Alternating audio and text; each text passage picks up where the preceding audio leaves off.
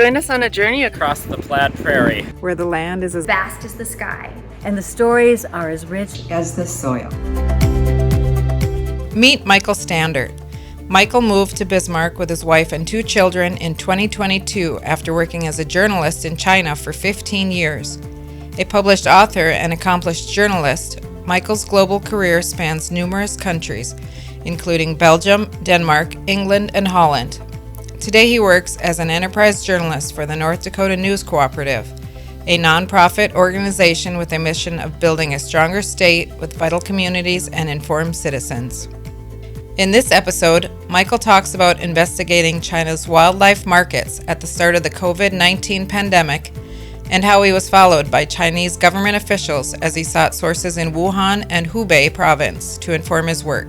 Join us to learn more about how rural China compares to rural North Dakota, what ultimately led his family to leave the country, and the most challenging part of adjusting to life in North Dakota. How long have you lived in Bismarck? I moved here in June last year, June 2022, just a few months after getting back from China.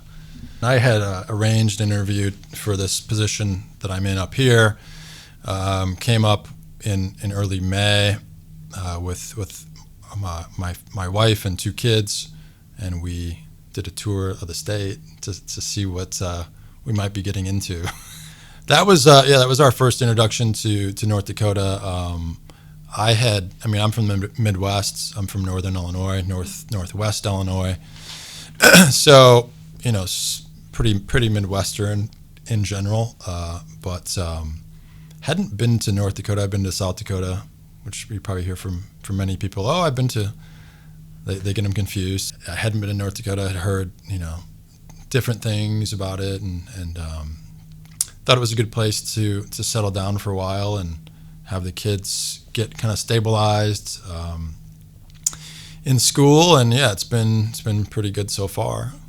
So. Are your kids like elementary age or middle school? Yeah, one's in 3rd and one's in 5th. Okay. So they were going to regular Chinese school when we were in China. So. And they speak, their English is perfectly fluent spoken English, but their reading and writing is a bit behind. So it's been pretty good at the schools here. A pretty good program for getting that English boost. So they're going pretty fast, I think. Let's work backwards here. Yep.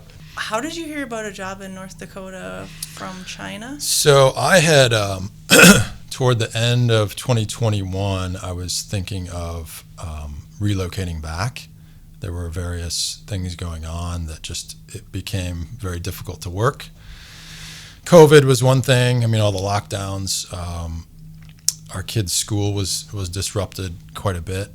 So I started kind of scouting out for different opportunities. I had lived in California right before moving to China in 2007. So I was 2005 to 2007 in California. Didn't necessarily want to go back to California. Heard it wasn't as pleasant or hard to make a living and either rent or buy a place, just very difficult. So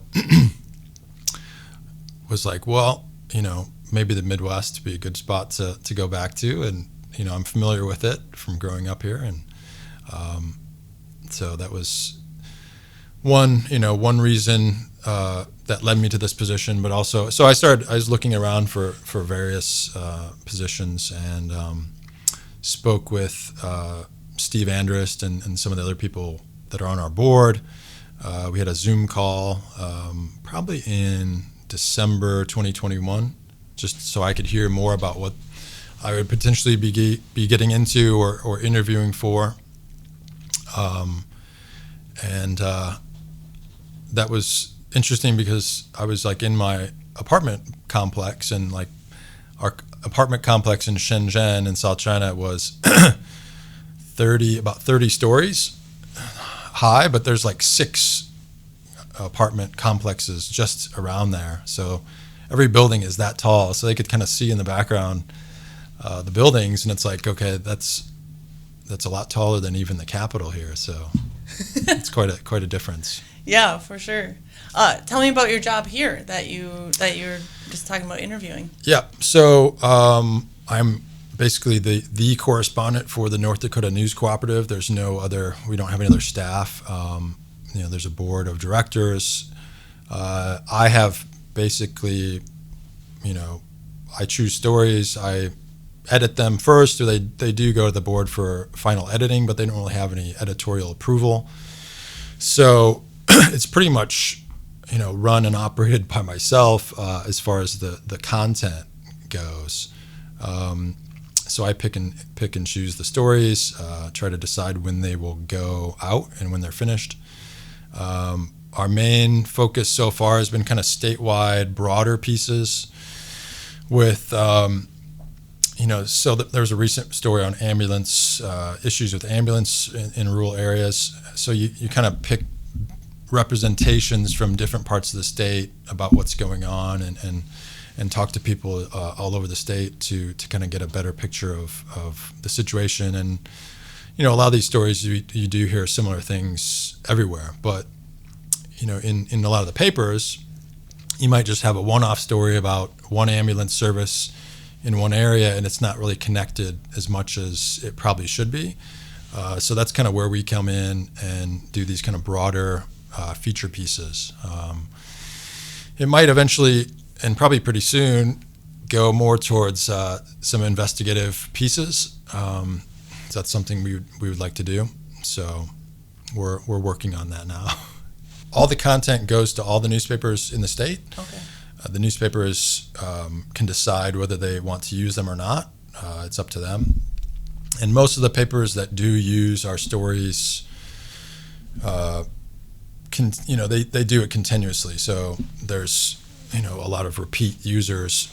My main focus so far has been trying to do these bigger pieces, interview as many people as possible, get a clear picture about what's going on with a certain situation, and then kind of give out a snapshot of where things are at this time with that issue. So, no story is the final say of anything. So I think sometimes people think, it could be more. Of course, every story could be like that. So you can always keep going with a story. So just in general, there's so many issues that kind of go uncovered in a broad way. So, like criminal justice is one. I really dislike kind of mugshot news coverage. So I think some kind of criminal justice coverage with that goes deeper behind what happened in the situation. Where this person come from, what's their situation, this kind of thing that can give a better story would be important, because a lot of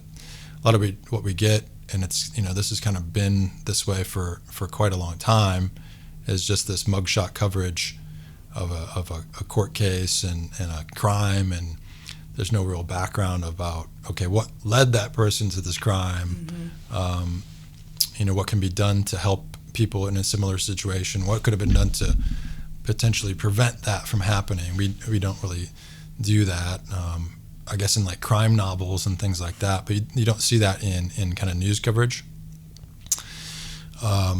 Tribal affairs would be a good one. Education, there's no real kind of statewide education reporting. Quite a few, environment, energy, that people dip in and out of that too. There's been reporters that do kind of cover that as their beat, but it's often hard to retain reporters here from these newspapers. So you kind of lose that knowledge. People build up some knowledge, and then they move off to a different state or region. So I think bigger market. The stories are more kind of evergreen stories. Mm-hmm. So a lot of the papers can publish them when they have space. I know the Bismarck Tribune often publishes them a couple weeks after we send them out. So it's more that the story is kind of ready. Sometimes it has a timeliness, sometimes not necessarily, but it just kind of depends on where I'm at with with the interviews and the research and that sort of thing. Yeah, I'm picturing you juggling. Yeah, it's not. I mean, so I've been a freelancer or, a remote worker essentially for a long time. So I've had to do this for many years.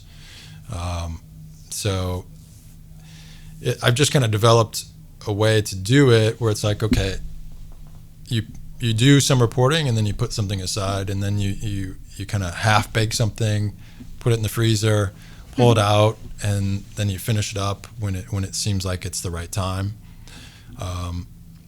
So things will generally kind of end up creating themselves.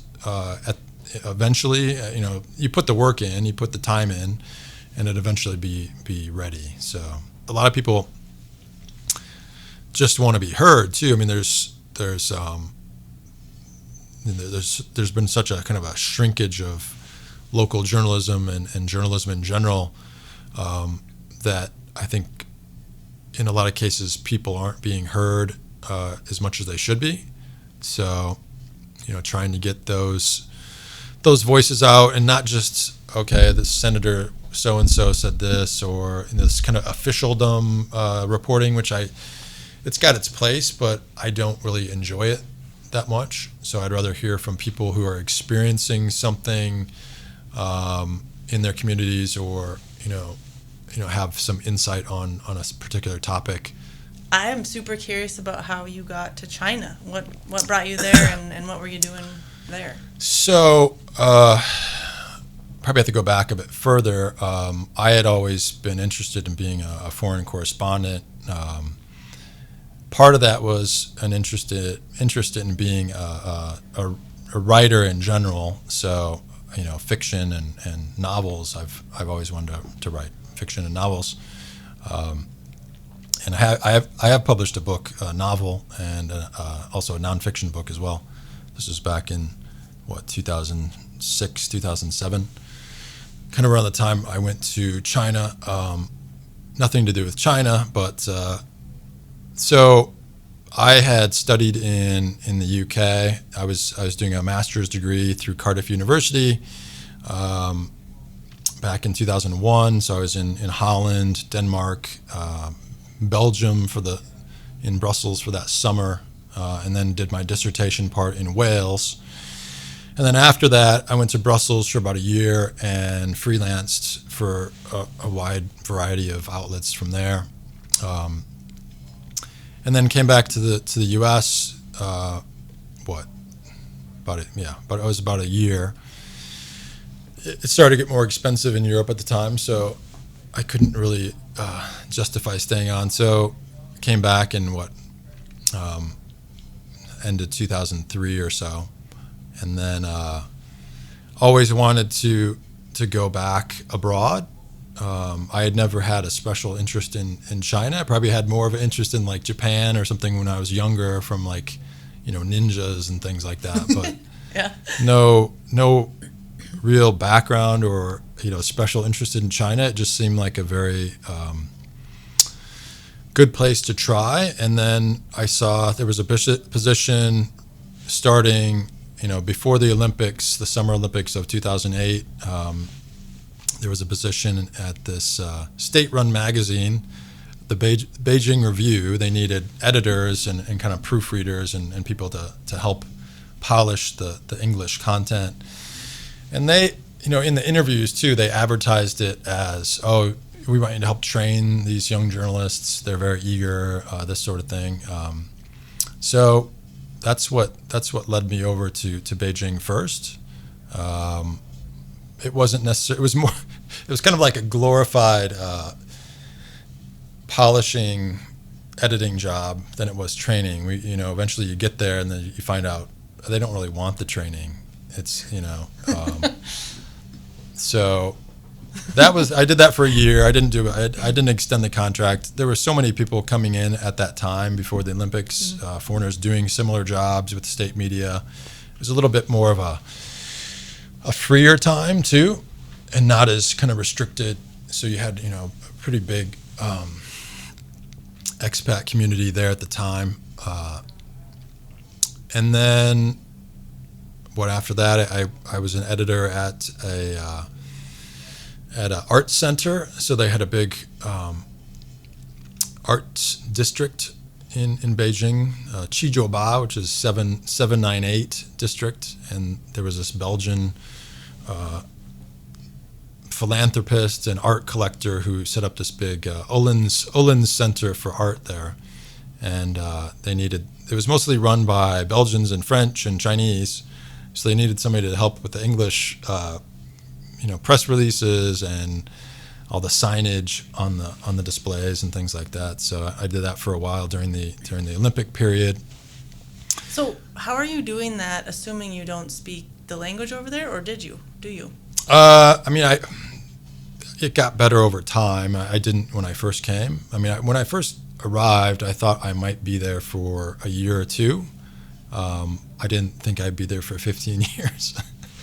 So, it was more like that was a kind of a jumping off point. I thought I might go somewhere else eventually. But I did study Chinese. My Chinese is not very good still, but I understand quite a bit more than I can actually speak. I was blessed with having either girlfriends or later a wife or news assistants. So any foreign journalist there always has news assistants that will help you navigate not only the language but kind of cultural stuff plus bureaucratic issues, because there's so many bureaucratic issues that come up in reporting there. So and then even a lot of the work I was doing was kind of covering environmental policy, but looking at it from, okay, how does this impact any foreign business operations, either in China or the export from China to elsewhere. So, for that, I would be speaking to international lawyers or these sorts of people who all spoke English very well, whether they were in China or Chinese or in Hong Kong. So it wasn't needed as much for the Bloomberg work I was doing until toward the end, when I tried to do more other freelance work. So I was a contracted freelancer for Bloomberg Industry Group during that whole time from 2009 on. So they didn't mind me freelancing for other places, but there were times I was so busy with that work that I really didn't freelance outside of that. And toward the end, I could have. It would have been better if my language ability would have been, higher. But I had, very good assistants and people helping. And you can get around that too. So. Yeah, makes sense. Like you said, also helpful. So your wife is from China? Is Yes. she Chinese? Yeah. She is from Sichuan, the spicy region of China. Yes, I know that word because of Sichuan food. peppers.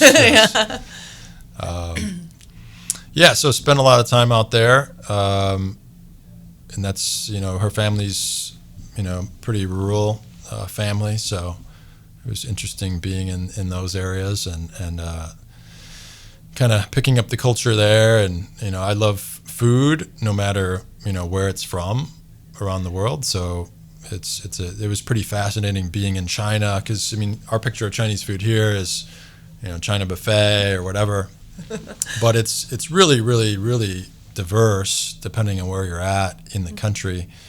A place like Shenzhen in South China, where I was at for most of the time, within a 15-minute walk of where I lived, I could probably get any kind of cuisine, and it was excellent. So, So two thoughts. sorry, I'm making everyone jealous.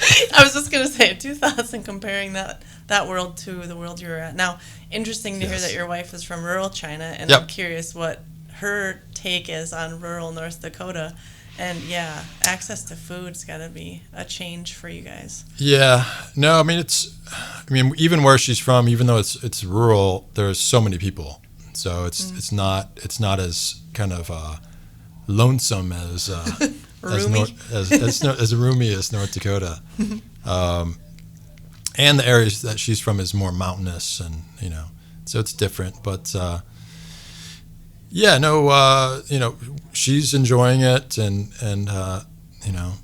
the whole family's trying to enjoy it and adapt. And this last winter was a bit rough, but I heard it's usually not so snowy and cloudy. I think this last winter was a bit more cloudy than normal too.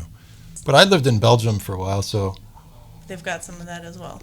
it's just wet and cold, 6 Yeah. months and gray, and it's probably about the same latitude as here, I would think. Maybe even higher. I think it might be further north. I think you're right. Yeah. Had your kids seen snow before? Briefly in Arizona. Oh. On one of the trips back, I think that was 2019. It snowed a bit when we were in Arizona. We were up on a mountain, and it snowed briefly, but didn't stick. So they had requested to move to a place with snow. So Oh, funny. they got it. Yeah, you So- delivered. I delivered. The snow and the cold really didn't bother us more. It was like the light. So we've been living in South China, which is probably like the same as Miami latitude. So you get consistent sunlight 13 hours a day all year round. So adjusting to the shift was something that was a bit harder than I thought. So like you just kind of lose energy in November, December, and to get it back somehow I had to wait until May to sit in the sun and get it back. So we didn't do it as much this summer, but this last summer, the first summer we got here, we fished a lot. So we were out almost every weekend fishing. What kind of stuff did you do with your kids in China on a weekend? So there was a park, like a very big park, pretty close to where we lived, maybe a 10-minute drive. We'd go hang out there. They had kind of obstacle course type stuff we could play on, and rope swings and water activities. I mean, this is tropical. There's palm trees everywhere, and it's close to the ocean. So Nice. that was nice. They had some weekends where you could bring a tent and camp. So we did actually camp while we were there. So but Shenzhen's, very comfortable place to live. It's not as heavily air polluted as a place like Beijing. And before the COVID outbreak, it was easy to go over to Hong Kong. Hong Kong's just across the border there. So it was a good place to be. It's close to really good access to Southeast Asia. So I did some reporting in parts of Southeast Asia as well. So I was down in Myanmar and Indonesia and Singapore and Thailand and some of these places, just either going to conferences and reporting on something or trying to do stories out and about. If we ever go back to the region, I think we would probably go to Southeast Asia and probably not China. It's just too difficult to live in China now, and I don't know if I am unwanted there now. So What makes you say that? That's interesting. I'm also real curious about your experience during COVID there. You hear over here high level about lockdowns and such, but you lived that. Yeah, so maybe I can go back to the kind of when the outbreak started. I had actually seen the notice on, I think it was ProMed. ProMed is the notice that shows different infectious outbreaks around the world. On December 31st, 2019, I saw it come across. And I was kind of concerned about what was going on, and we were potentially going to stay in Shenzhen for the Chinese New Year, for the Lunar New Year. And we decided to drive out. We decided it was okay. Nobody had issued any warnings or anything not to travel. And we decided to drive out to Sichuan, which should be like an 18-hour drive. But it took us 3 days to drive there because there was so much traffic of people going. So during Chinese New Year, everybody goes back to their hometown, and everybody's going one way. So on the other side of the road, there's nobody. 3 days. It took us 3 days of going like 40 miles an hour, and I have 2 kids in the back, and my wife and my mother-in-law. Oh my goodness! In the car, and are there food trucks? And I'm the only driver, road, so. Oh. No food trucks. I mean, there's like little rest stops and things, but Wow. It was a pretty stressful drive. That's but intense. Get out there. I was on duty for the Guardian for like 10 days when we got out there. Does that mean they can call you if something comes up? And So that their bureau chief was out of the country, so they asked me if I could be on duty. Basically, if something comes up, they'll contact you. But then COVID hit, and I was basically on duty for 10 days straight, and this was during Chinese New Year too. A lot of it was filing small bits and pieces of what I was hearing and seeing they had a blog at the time, kind of what was happening in China. So I had kind of a front row seat of that first couple weeks of the outbreak of all that. And then I think it was early February, we decided to drive back to Shenzhen, and we got back in like 16 hours. Wow. Because there was no one on the road. It was like one of those apocalypse movies where everybody disappears. So pretty much from Sichuan all the way down to almost Guangdong Province, hardly ever saw a car. Wow. It was pretty freaky. So, when we tried to go, they weren't letting people get on the roads. But, I called like the local foreign affairs office and said, hey, I'm a journalist here and I need to get back to Shenzhen. And they came up to help us get through the roadblock. But the roadblock people were like, okay, you can go, but your family has to stay here. I'm like, oh, no, we're all going. So, and then, we get back to Shenzhen. Shenzhen at the time was pretty deserted because everybody was still kind of back in their hometowns and waiting things out. But, by, I would say, the end of March, they had kind of locked things down so much that there was no spread or a very minor spread anymore. And then they had basically blocked anyone from coming into the country. So there was no kind of, blowback from outside coming. And then, June from, probably May, June, July, it was pretty normal. So it was very weird being there in May, June, July of 2020 and watching what was going on in the rest of the world with all this catastrophe. And we're like walking around, sometimes with masks on, sometimes no masks on. It wasn't until kind of late 2021 that it got really restricted again, because Omicron and what was the other variant? There's another variant. They were spilling back in, and they couldn't really stop it because it's so transmissible. So, at that time that's when things got, really burdensome. I mean, you would have to go outside your complex. You'd have to show a code. I mean, I used to have stickers stuck on the back of here. Every time you would get a test, you do the nose test, they would stick a sticker on. You could show it to the guard to go out of your residential complex. To like go grocery shopping. To go grocery shopping or go out. Kids were out of school and trying to do at-home learning, which is a fiasco everywhere. Right. So. Wow. It just got too restricted, and it was also very restrictive trying to work too. So at certain times in certain parts of the country, there'd be heavy lockdowns there, but there wouldn't be anything in Shenzhen. And so you're like, okay, I want to go to this province, and you're trying to figure out if they have an outbreak or if you can fly or if you can take the train. And it was just, very difficult to plan anything.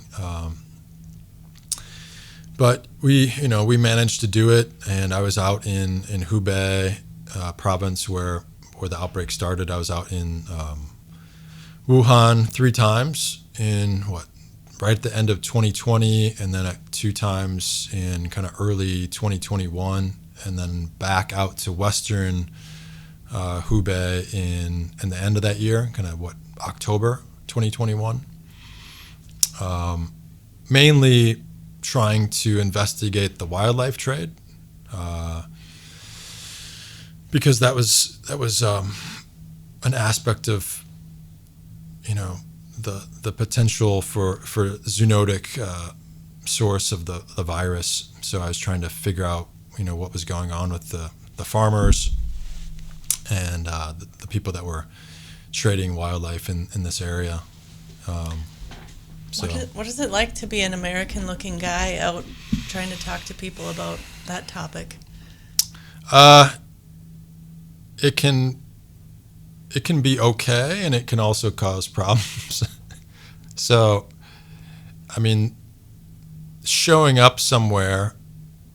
So, like that's the last story. So the last time I was out in Hubei, I went to Western Hubei where they had.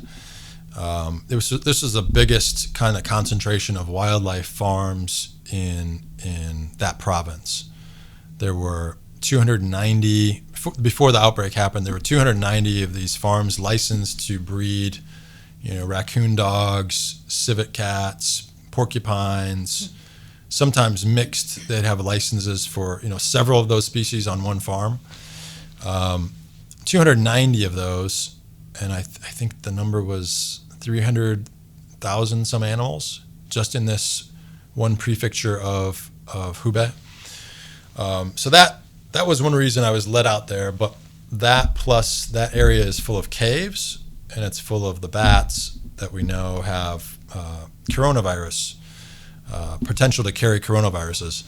These rhinolophus bats, and there were some other things that led me there too. So there were like this notice that came out that wet markets couldn't sell live wildlife or poultry, and this came out December 23rd, 2019.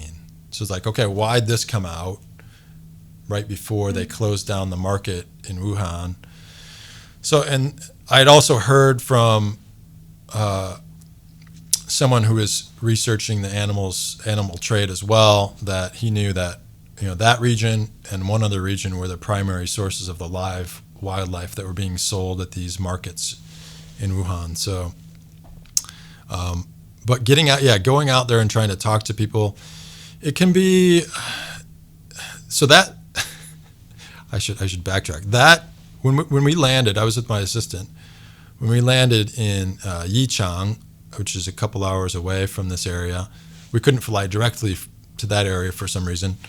As soon as we got the rental car, and I was driving, my assistant didn't drive. I had a license, and as soon as we got out of the airport parking lot, we noticed we were being followed. So we were followed the whole time.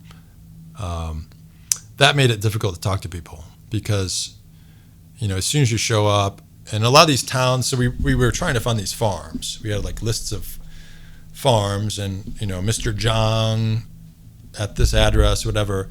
But, the maps aren't that accurate. So you'd show up in a town and you'd say, go to a little kiosk or something and ask, hey, do you know where Mr. Zhang is that raises these civet cats or whatever?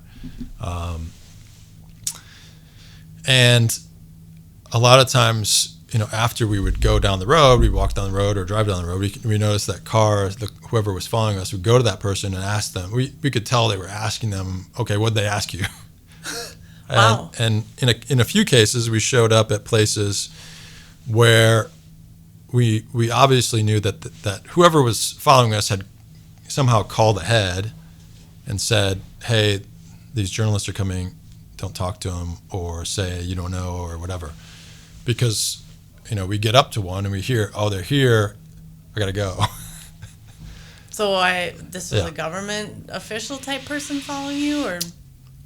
Probably some kind of security services. I'm not sure exactly who. I tried to engage them a few times to see who they were, but I was waving them over. I was like, come over and talk. But no takers. They kept their distance. They didn't engage. I've had other occasions where they do engage, but I don't know. You try to work around it. So, like in other village, we were able to park the car, and we found out where this guy's house was without asking anybody. And then we hiked in, and they didn't follow us in. And then we were able to speak to not the owner, but the owner's uncle, who actually was the one who, pretty much ran the farm, had raised civets and things like this. And he was, if you get down in some of these communities and talk to regular people, they're pretty talkative and open. But if there's a government reminder, or if they know somebody's following you, they're going to be pretty quiet and they're not going to say much, or they're just going to try to get cues from that government minder to about what they should say. They just don't want to say the wrong thing and get into trouble. So you have to be careful about getting people into trouble too. I mean, that was always a concern. You don't want to get anybody get thrown in jail or harmed in any way. So just takes a lot of footwork and just adapting as you go. You have to just kind of change constantly your plan. So you have a plan and you have to be flexible with it and just kind of do some judo as you go. But it wasn't always like that. So, when I first started, you would never have people following you, and people were pretty open, and you were, this was, around the time of the Olympics in 2008, and for a couple years after that, reaching out to academics, people to comment, that was never that difficult. It was always hard to get comment from government officials, but that's been forever.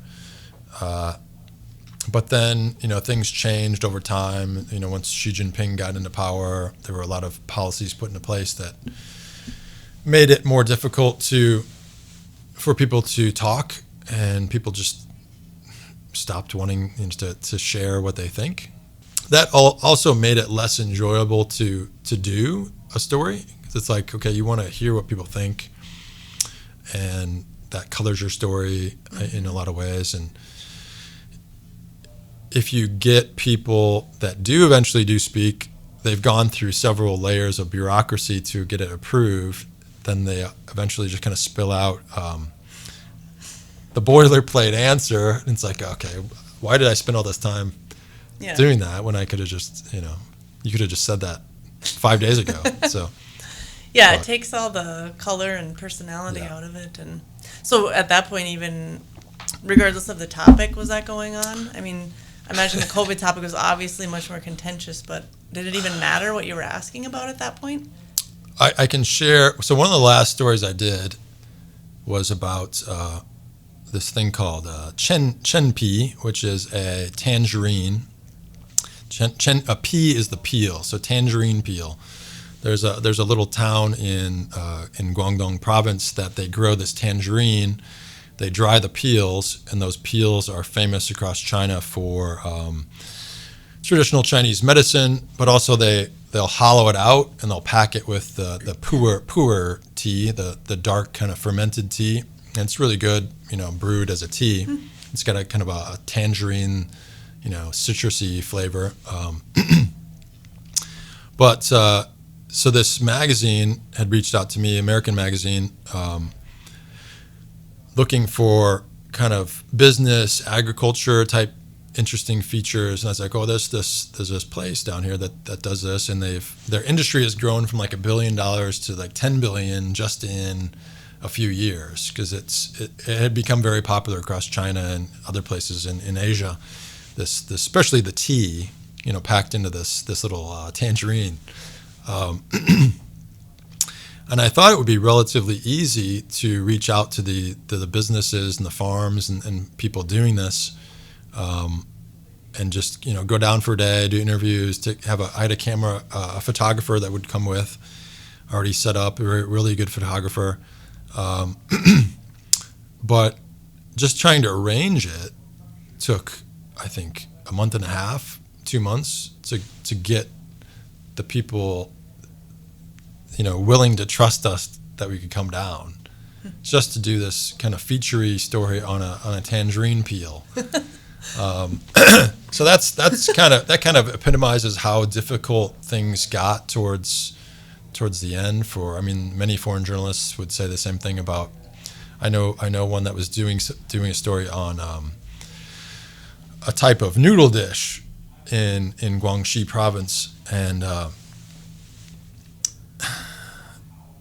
I know she had a really tough time doing it, and there was even pushback about how she did it, because she describes it as a bit stinky, and it is, but it's really tasty too. It's an acquired taste, but it has there's a kind of burnt rubberish smell from the bamboo, the fermented bamboo that goes in it. So if you do make it in an office, everyone knows you had this types of noodles. So, but yeah, just doing simple stories like that. They didn't like the word stinky associated with the food. No. But was this control aimed at all journalism, mostly foreign? So back in, once Xi Jinping came into power in about 2012, things slowly got more difficult for Chinese journalists themselves. It became really hard for Chinese journalists to do investigative reports, anything outside kind of government approval. A lot of the really good Chinese journalists that were there kind of around the Olympics time, right before and right after, was kind of this golden period for journalism in China. You had really good investigative reporters and lots of stories on corruption and all these things. It was really interesting, and the foreign media that was there would see these and kind of re-report them, or just kind of say this Southern Weekly had reported on this thing. So that disappeared by probably 2016. There was a big crackdown on what they used to call the big V's. These are social commenters that were on Weibo, which was the kind of the Twitter of China. People with millions of followers. There was kind of a big crackdown on these types of people. Some were exposed for mistresses. Somebody leaked things about them, but a lot of these people got out and they wouldn't comment on anything anymore. And I can't remember when Twitter was blocked and Facebook was blocked, but I remember when I was first there, it was still unblocked. But all those forms of communication eventually became blocked, and you could just feel China becoming more insular and restricted, and not kind of people not engaging with outside world as much, and outside world not engaging with Chinese people as much, which it's a shame. And it's the government seemed to want to control every narrative, no matter what it was, in the end, and it just became, it's like, okay, this is crazy and pointless. So it was hard. I'm curious if it was the tangerine story that relates back to your comment that you might not be welcome, or no, what did it? So that one story where I was out in western Hubei looking for wildlife farmers. I did that for the Washington Post, and then the foreign ministry, local foreign ministry in Shenzhen, and the one in Guangzhou, which is the provincial capital, they called me in for some meetings and said, hey, you're not supposed to be writing for others outside of your, because I was accredited with Bloomberg Industry Group, but Bloomberg didn't care if I freelanced for other places. They're like, oh, you're not supposed to be freelancing outside of your accreditation. But I had been ever since I started. They knew it. And for that tangerine story, I had actually reached out to those people to see if they could help open some doors in that local area, and they were willing to help. So they knew I was doing all this other freelance work too. So I think someone above them said, hey, crack down on this guy, stop him from doing these stories. And then that wasn't the final straw, but the final straw that led us to leave was my wife was called in for a meeting with the local tax office out of the blue, and she thought it was like a prank or not a prank, but like what do you call it? Just a hoax or whatever. And then her brother, who lives in another part of China, calls her. Is like, hey, the tax people are calling me to tell you to call them to go in. And then she goes in. There's like one lady and three guys. And the lady asks her about some minor tax stuff, nothing, for 5 minutes, just like a reminder to file your taxes and things. And then these three guys kind of grill her about my work and videotape her. So that was February 2022. So that was the last. We were like, okay. And our son was with her because I think he was sick that day. Oh my goodness. And they were trying to say, hey, can we take him home so we can talk to you privately? But it's like, okay, you're not going to take my kid home. There's nobody there, for one, and they're going to separate us. So that was kind of the last straw. So I was going to ask you if any of this ever got scary. The guy following you, and this interview with your wife certainly would probably be pushed into that category. Concerning for sure. Yeah, that was concerning. When I was out in Western Hubei, that felt more like a game that time because I was used to it by then. The first time it happened during COVID, when somebody was following me and my assistant in Hunan, it just made me a bit more angry. So I was like trying to go up and ask who they were. It's like, roll down your window and, you show me some ID, because I was calling like the local foreign affairs, because you're supposed to let the foreign affairs office know, you're there.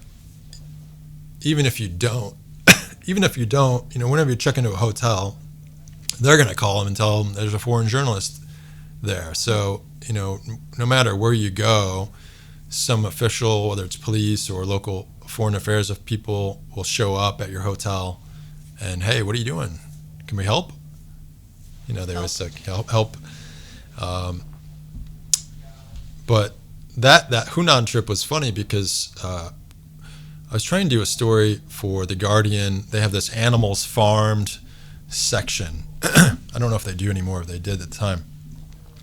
And they just wanted some idea of what farmers are going through, changes they're going through over the last 5-10 years, because there's a move to more factory style pork and beef and this sort of thing. So it used to be where everybody would have a pig under their house or a couple pigs or whatever. That's the Chinese character for pig looks like a house with a little symbol under it. So I was just trying to talk to farmers about how life in general is for them and how things are changing. And we were looking at the map and looking, it's like, okay, there's a chicken farm over here. Let's go this guy. And we drove this chicken farm and start talking to this farmer. He seems pretty open to want to talk about his life and stuff. And we were there maybe 15 minutes and like 5 cars whizzed down his driveway. And he, of course, doesn't want to talk anymore. And all the security guys get out. They're looking all kind of thuggish, and some local officials get out. And they're all looking very kind of mean. And it's like, okay. I'm just here to talk to this guy, you know. So, yeah, that was a bit scary because it was just sudden, you know. If you notice somebody's following you, whatever, and they're following you the whole time, then it just gets annoying more than it's frightening. I mean, for me, it got annoying. I know my assistant was pretty freaked out about it. He's Chinese, and you know he's got to stay there. So I was always pretty wary about getting him into trouble too.